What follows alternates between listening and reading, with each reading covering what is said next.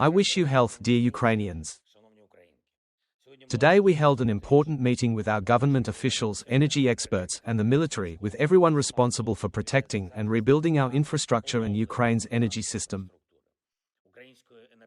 Detailed regional plans have already been prepared for restoration and for strengthening the protection of energy facilities, taking into account everything Russia did over the winter and what it may do next. I instructed the team to refine certain points and to prepare plans for consideration at the level of the National Security and Defense Council, to approve at the national level exactly what must be done, what must be provided, and who will be responsible.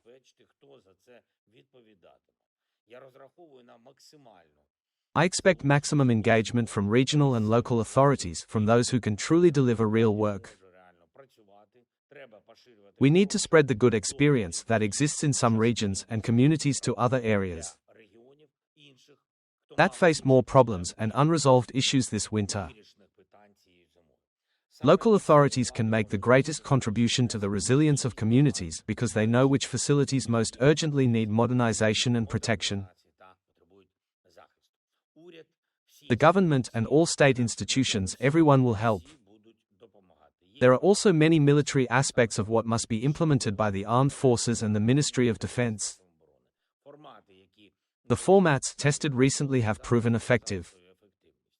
When almost every strike, every hit was analyzed in detail and clear conclusions were drawn about what needs to change. I am grateful to everyone who works in this way, who changes personally, adapts approaches to defense, responds to every such threat, and protects Ukraine effectively.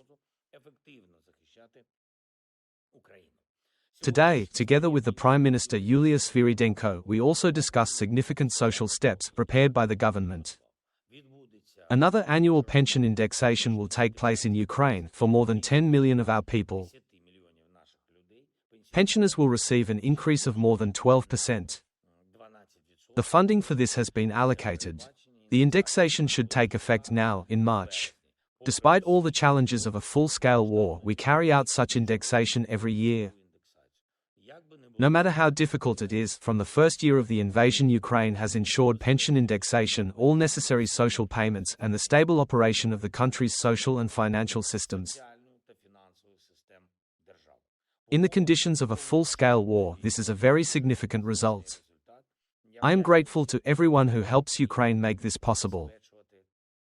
Of course, I thank every Ukrainian entrepreneur, all our companies,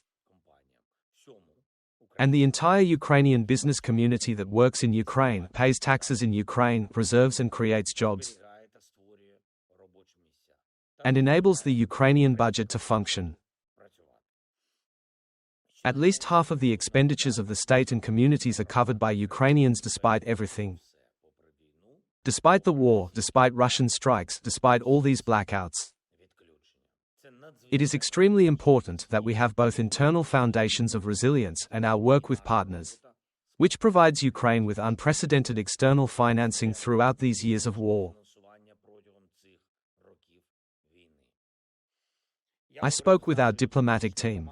We are also engaging with people who have strong experience and who have proven themselves in defending Ukraine's interests.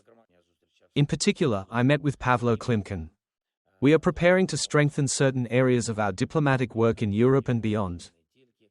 Ukraine's interests must be represented at the official level and in dialogue with communities from countries that still do not have freedom or are under Russian influence. There will be personnel changes in the diplomatic corps. The Ministry of Foreign Affairs is also preparing candidates to appoint a special representative on Belarus and the Belarusian community in Europe. We need a more active policy, and the very activity of our state, the activity of our people, is what delivers Ukraine the best results. When Ukraine does not lose a single day or a single opportunity, Ukraine's interests are truly protected. Glory to Ukraine.